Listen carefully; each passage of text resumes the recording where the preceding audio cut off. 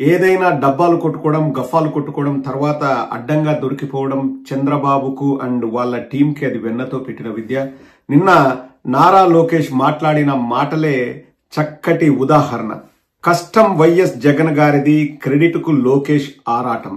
Renewable power complex కోసం జగనన్న హయాంలో ఒప్పందం, ప్రభుత్వంతో వైజాగ్ సమ్మిట్ 2023లో రెన్యూ పవర్ చైర్మన్ ఒప్పందం, తాజాగా గుంతకల్లు సమీపంలో రెన్యూవబుల్ పవర్ కాంప్లెక్స్ ఏర్పాటుకు శ్రీకారం. ఈ కాంప్లెక్స్ ఏర్పాటు ఘనతంతా తమదే అని Nara Lokesh గఫాలు కొట్టుకుంటున్నాడు.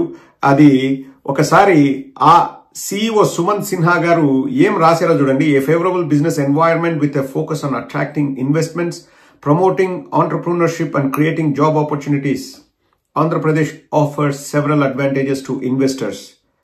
The state has a vision to make itself a gateway to Southeast Asia by 2050 and emerge as a preferred global destination for investments. Thank you, Chief Minister Y.S. Jagan Mohan Reddy, for a productive discussion yesterday at the Curtain Raisers of Andhra Pradesh Global Investors Summit. అప్పుడు ఒప్పందాలు చేసుకున్నారు renewable power complex కోసము.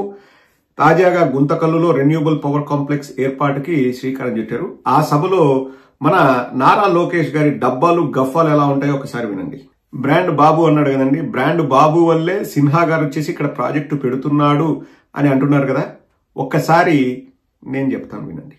అంటే నేను కాదు, సిన్హా గారే చెప్తారు, నేను చూపిస్తాను చూడండి. ఇంతకంటే మనం ఏం చెప్పాలండి? బ్రాండ్ బాబుని చూసి సిన్హా గారు వచ్చారంట.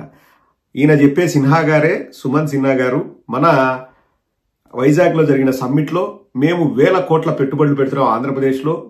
ఇది కేవలం జగన్మోహన్ రెడ్డి గారి విజనరీ వల్లనే మేము ఇన్ని 1000 కోట్లు పెట్టుబడులు పెడుతున్నాము. ఏ రాష్ట్రంలో కూడా పెట్టనని పెట్టుబడులు ఆంధ్రప్రదేశ్ లో పెడుతున్నాం. త్వరితగతిన పర్మిషన్లు రావడానికి వైఎస్ఆర్ కాంగ్రెస్ పార్టీ ప్రభుత్వం ఎంతో సహకరించిందని చెప్పేసి స్వయంగా స్టేజ్ పైన అంబానీ గారు, ఇంకా ఇతర దిగ్గజాలు, మిట్టల్ గారు, ఇతర దిగ్గజాలు ఉన్న స్టేజ్ పైన సుమన్ సిన్హా గారు మాట్లాడి చెప్పారు. ఈ రోజు బ్రాండ్ బాబుని చూసి సిన్హా గారు వచ్చినారని జబ్బలు దర్చుకుంటున్నాడు సినబాబు. ఏమన్నా అర్థం ఉందండి? ఈయన ఏదో భూములు కూడా ఈయనే వచ్చేసి ఈయనే సేకరించినట్టు మాట్లాడుతున్నాడు. దానికి కూడా ఒక వీడియో ఉంది చూడండి. ఇది ఈయన సేకరించాడా? అక్కడ ఆ ప్రాజెక్టుకి భూముల్ని ఈయన సేకరించాడా, గత ప్రభుత్వంలోనే సేకరించారా అన్నది ఒక్కసారి చూపిస్తాను చూడండి. 2024 ఎలక్షన్లప్పుడు వై వెంకట్రామరెడ్డి గారు మాట్లాడిన మాటలవి. ఆల్రెడీ అప్పటికే భూమిని సేకరించడం జరిగింది. 5000 ఉద్యోగాల కల్పన కూడా జరుగుతుంది తిమ్మాపురం గ్రామంలో. వాళ్ళు వచ్చేసి రెన్యూవబుల్ ఎనర్జీ ప్రాజెక్టుకి ఇక్కడ అన్ని అనుమతులు కూడా శాంక్షన్ అయిపోయాయని చెప్పేసి చెప్పారు. ఇంకా ఎక్కడ చంద్రబాబు నాయుడు కానీ లోకేష్ కానీ వాళ్ళు ఏదో చేశారండి క్రెడిట్ మింగడానికి. ఇప్పుడు అంత ఇదిగా మాట్లాడడం వాళ్ళకే చెల్లిందండి.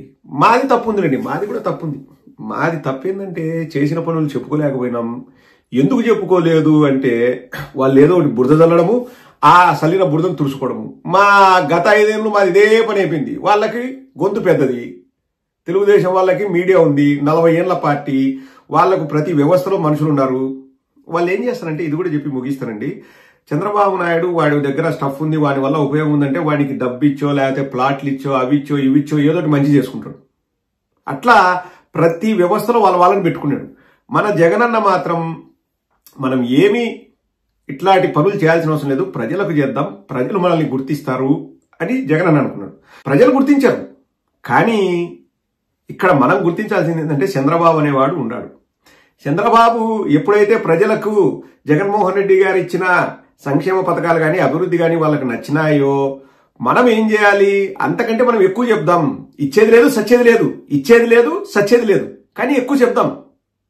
చెప్తే వాళ్ళు ఏమనుకుంటారు, నమ్మిన వాళ్ళు ఒక 10% అన్న ఇటు పక్క ఓటేరా, మన మాటలు నమ్మిన వాళ్ళు మనం ఇవ్వము, వాళ్ళకు తెలుసు, కానీ ఒక 10% అన్న నమ్మకపోతారా అని చెప్పి నిమ్మప్పులు రామానాయుడు ఇటోళ్ళని తీసుకెళ్లి ఒక్కొక్కడి ఇంటి దగ్గరికి వెళ్ళి, ఇదిగోండి జగన్మోహన్ రెడ్డి గారు మీకు 30,000 40,000 సంవత్సరానికి ఇస్తే చంద్రబాబు నాయుడు వస్తే 2 లక్షలు ఒక్కొక్క ఇంటికి, ఇంకా మీరు ఎందుకు ఓటేరండి, ఎలక్షన్స్ అయిపోయిన వెంటనే మీకు పడిపోతాయి.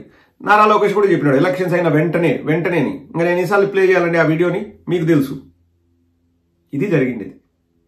జగన్మోహన్ రెడ్డి గారు పరిపాలన మాత్రమే చేద్దాం, మంచిగా పరిపాలన చేద్దాం, ప్రజలకు కావాల్సింది చేద్దాము, ఊరికే డబ్బాలు గఫాలు కొట్టుకోవడం ఎందుకని జగన్మోహన్ రెడ్డి గారు అనుకున్నారు. పబ్లిసిటీ మీద జగన్మోహన్ రెడ్డి గారు 0% ఇంట్రెస్ట్. చేసుకోవాలి, అది తప్పే, మా తప్పే. పబ్లిసిటీ అనేది చేసుకోవాలి. పబ్లిసిటీ చేసుకోకపోతే ఆ పక్క అంత పెద్దగా మన మీద బురద చల్లే వాళ్ళు ఉన్నప్పుడు మనం కనీస పబ్లిసిటీ అని చేసుకోకపోతే వాళ్ళు క్రెడిట్ మింగుతారు. ఇప్పుడు అదే మింగుతున్నారు, క్రెడిట్ మింగుతున్నాడు ఎవరు? నారా లోకేష్. మన హయాంలో ఎంఓయూలు జరిగి మన హయాంలో భూములు సేకరించి ఇప్పుడు ఆయన వచ్చేసి బ్రాండ్ బాబు కాబట్టి వాళ్ళు వస్తున్నారు. సిగ్గుండాలా అంటే ఇంకా మనుషులై జన్మెత్తినాక ఎవరికైనా కనీసం అంటే కనీసం సిగ్గుండాలా? ఇప్పుడు మీ హయాంలో చేసినది మీరు చెప్పుకోండి, గత హయాంలో చేసిన దానికి కూడా ఇంకా మేమే కారణం అంటే ఇంకా ఏం చెప్తామండి? ఒకటి వాళ్ళకి నమ్మకం ఏంటంటే మా దగ్గర మీడియా ఎక్కువ ఉంది, ఫోకస్ చేసి బుసుక్ బుసుక్ బుసుక్ అని కొడతా అంటే అది జనాలకు ఎక్కుతుంది, టైర్కు గాలి కొట్టేట్టు లీకులుంటే కాడ లీకులు పోతుంటే కనీసం ఎక్కే కాడ ఎక్కుతుంది కదా అని వాళ్ళు చెప్తారు. వాళ్ళకి సిగ్గు లేదు. ఇంకా మనలాగా ఎథిక్స్ వాళ్ళకు ఉండవండి, పచ్చ మీడియాకి ఎథిక్స్ ఉండవు. బట్టలు ఇప్పేసి ఇంటికాడ బట్టలు ఇప్పేసి అంటే బట్టలు ఇప్పడం అంటే సిగ్గాడ వదిలిపెట్టేసి వస్తారు ఇంకా మీడియా సెంటర్లకి. ఇంక వచ్చేది ఇంకా ఊదర కొట్టేది ఒక నెల రోజులు కొడతారు. ఇప్పుడు ఈ రెన్యూబుల్ ఎనర్జీ ఎవరి వల్ల? బాబు వల్ల, బాబు వల్ల, బాబు. తెలియనోడు ఏమనుకుంటాడు? నిజమే లే బాబు వల్ల. ఇది చెప్పి చెప్పి మనకు ఆయాసం రావాల్సిందే కానీ వాళ్ళు తగ్గరు. మనిషి ఆశాజీవి. ఒకసారి అర్థం చేసుకోండి, కళ్ళు మూసుకొని ఒక 2-3 సెకండ్లు మీరు కూడా ఆలోచన చేయండి, మీకు తెలుస్తుంది, తత్వం బోధపడుతుంది. లిక్కర్ స్కాము లేకపోతే లిక్కర్ కుంభకోణాలు అంటున్నారు కదా, నెక్స్ట్ వీడియో అదే అండి. మొత్తం అరటిపండు తొక్క వలిచినట్టు మీకు దాన్ని నేను స్టడీ చేస్తున్నాను. ఖచ్చితంగా వాస్తవంగా ఏం జరిగిందో కూడా మీ ముందు నేను చెప్తాను, మీరే నిర్ణయం తీసుకోండి. ఎవరు మోసం చేస్తున్నారు, ఎవరు ప్రతీకార చర్యలకు పూనుకుంటున్నారు, ఎవరు ప్రజాస్వామ్యాన్ని అపహాస్యం పాలు చేస్తున్నారు, ఎక్కడ స్కామ్ ఉంది, ఏమేమి ఆధారాలు ఉన్నాయి అన్నీ కూడా చెప్తానండి. A to Z చెప్తాను మీకు.